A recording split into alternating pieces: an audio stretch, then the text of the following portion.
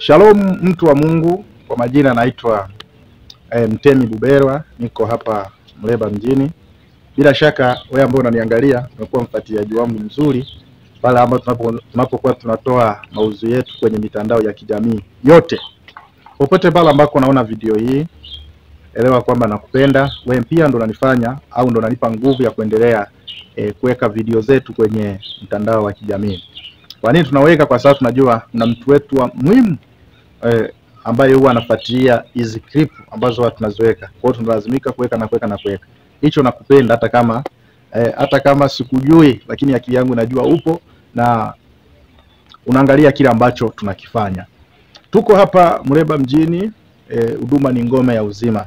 Nataka nitumie muda huu mdogo kukukaribisha kwenye ibada zetu ambazo zinafanyika siku ya Jumanne saa 9 alasiri mpaka saa 12 jioni. Alhamisi pia saa 9 alasiri mpaka saa 12 jioni. Jumapili tuna ibada mbili. Ibada ya kwanza inaanza saa 11 alfajiri inamalizika saa 1 asubuhi. Alafu saa 1 hiyo hiyo tunaingia ibada ya pili inakwenda mpaka saa 3. Kwa kufika saa 3 tunakuwa tumemaliza ibada zote mbili. Kwa hiyo tunakupenda na tunakukaribisha, tunakualika kwenye huduma zetu, kwenye vipindi vyetu.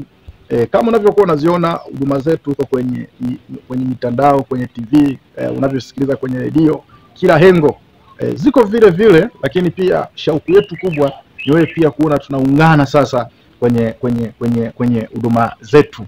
Ninakupenda katika Bwana, na usiache kufuatilia huduma zetu, endelea kufuatilia huduma zetu. Nimeguswa tu angalau na mimi nikusalimie kidogo, lakini pia nikukaribishe kwenye ibada zetu. Lakini pia yawezekana ukawa umepanga safari ya kuja, kwa sababu kuna watu wengi wanapokuwa wametoka mikoani.